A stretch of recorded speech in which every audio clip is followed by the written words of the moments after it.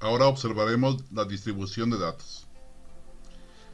Para organizar una gran cantidad de datos en bruto, suele resultar útil siempre ordenarlos por un lado y por otro lado, después de su ordenación, considerar las clases o categorías para determinar los datos que pertenecen a cada una de las clases. La cantidad a la cual pertenezca a cada clase la vamos a denominar frecuencia de clase o, si estamos denominándolo como categorías, frecuencia de categoría. Las podemos organizar de dos formas. Uno, por una disposición tabular, es decir, con tablas, y por otro lado, a manera de gráficas. Las gráficas las obtendremos a partir de las tablas que nosotros hayamos elaborado. La disposición tabular de esos datos se les conoce como distribución de frecuencias o también llamada tabla de frecuencias. Los datos en bruto son los datos recolectados que aún no organizamos. Si organizamos 100 estaturas de estudiantes de una lista alfabética de la universidad, lo primero que tendríamos que utilizar es su ordenación. Cuando los recopilamos, no los ordenamos cotidianamente por estatura, sino que recolectamos los datos en bruto y después nuestro trabajo es ordenarlos. La ordenación se le llama a los datos numéricos en bruto, dispuestos en orden creciente o, si lo deseamos, decreciente. Ya cuando tenemos los datos organizados los podemos agrupar en una distribución de frecuencias, aunque al agrupar los datos perdemos muchos detalles originales.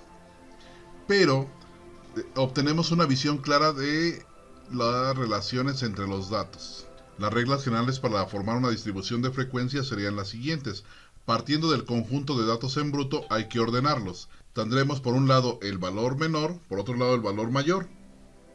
Con esa fórmula obtendríamos el rango. Al obtener el rango, la persona que está elaborando la estadística determinará cuántas clases o categorías va a estudiar. Posteriormente, con una hoja de conteo, va a indicar de cada categoría o de cada clase cuál es la frecuencia observada de cada una de ellas. A continuación, ya teniendo una tabla de frecuencias, podemos crear un histograma y también un polígono de frecuencias. En el caso del primero, del histograma de frecuencias, consiste en que en el eje de las X pongamos las bases de un rectángulo. Esa base va a tener la amplitud de la categoría o la clase, y su área va a estar determinada por la altura indicada en el eje de la Y, las frecuencias observadas. Por otro lado, el polígono de frecuencias simplemente es una gráfica de línea que representa las frecuencias de cada clase. ¿Cómo las graficamos? Bueno, las graficamos obteniendo los valores de los puntos medios de cada uno de los rectángulos del histograma de frecuencias. Al unir esos puntos medios se traza una línea y así podemos representar un histograma o polígono de frecuencias. También existe una distribución de frecuencias acumuladas a partir de la gráfica de línea o polígono de frecuencias. Observaremos la frontera superior del intervalo de clase, al cual vamos a denominar ojiva.